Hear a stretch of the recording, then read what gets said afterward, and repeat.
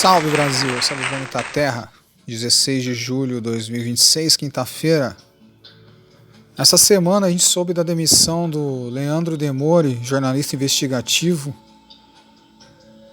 que saiu do ICL, segundo ele, numa decisão unilateral. Ele disse, inclusive, que foi retirado do ar, usando expressões aí fortes.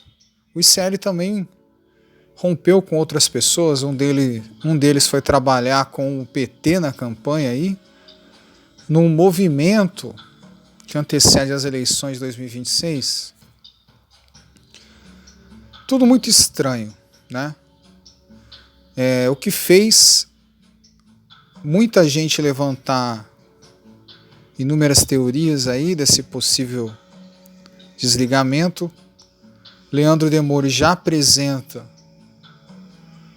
uma live matinal, 7 da manhã, no seu próprio canal, A Grande Guerra, que leva o nome aí da sua newsletter, que há anos ele divulga, né? E o mais estranho disso tudo, aliás, traz o nosso chapéu de alumínio aí, já de uma vez, porque a gente vai falar de conspiração. A gente vai falar de conspirações aqui. E não custa nada a gente também fazer essas conjecturas, né?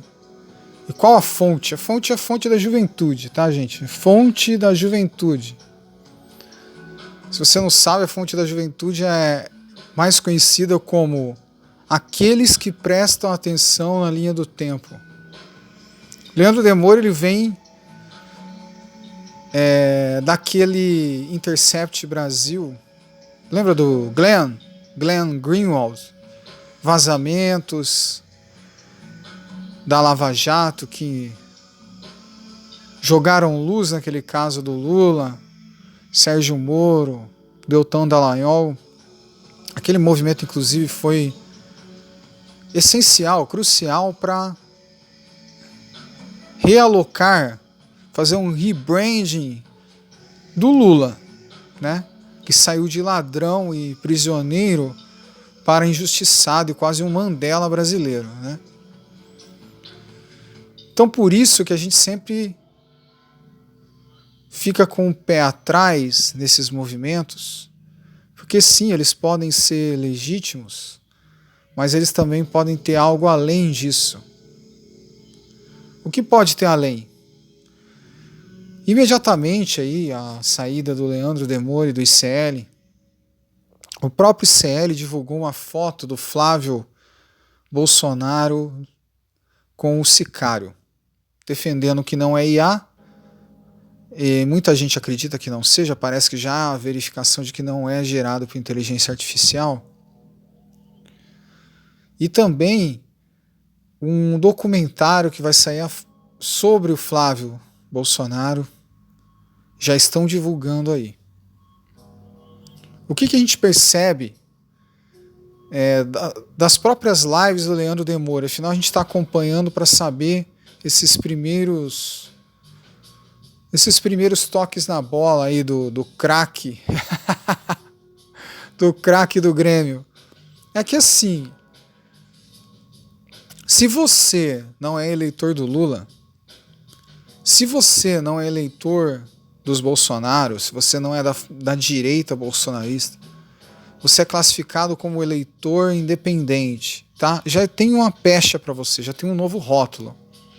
Onde você está? Você está com Lula?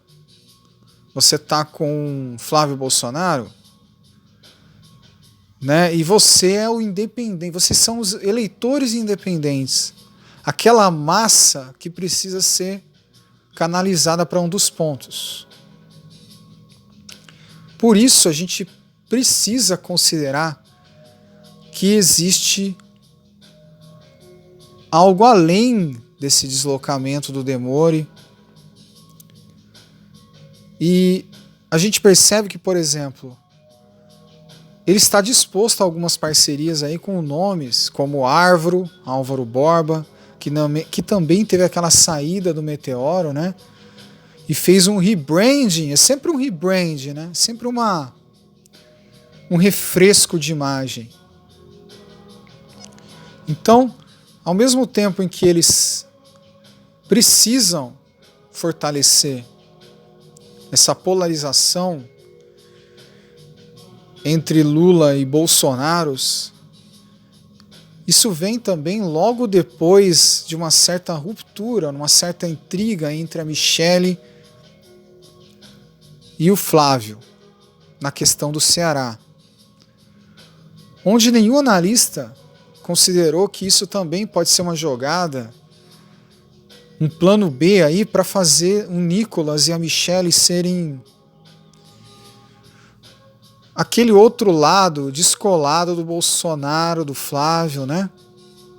Eleitores que permanecem à direita, mas não querem mais essa ligação com os Bolsonaros. Mas ninguém faz essa análise.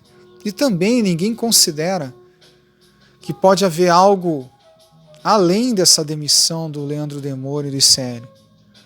Considerando as parcerias que ele pretende fazer no próprio canal aí, nós aqui defendemos que PT e PL são parte do mesmo poder oculto que controla a política brasileira. Por isso é importante manter essa dicotomia, que eles não chamam de dicotomia, não chamam de polarização, eles chamam de sedimento, lados sedimentados, ou seja, Lula e Bolsonaro estão sedimentados na cultura política brasileira, né?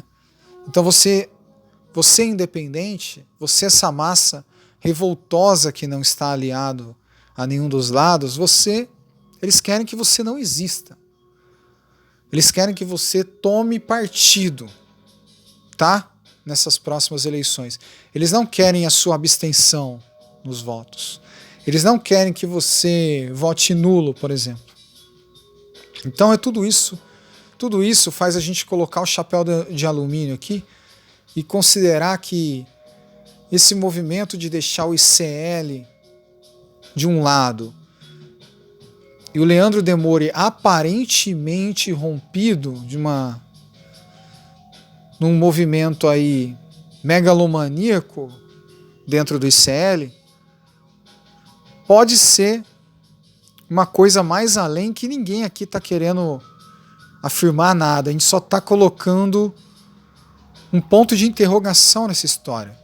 E ficamos sabendo hoje, nessa quinta-feira, que outro cara forte do ICL também saiu, afirmando que pediu demissão. César Callejon já comunicou aí a sua saída do ICL, no vácuo do Leandro Demore, mas ao contrário do Leandro, que foi demitido, César Callejon pediu para sair.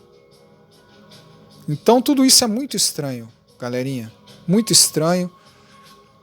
Ainda mais esse momento de eleição.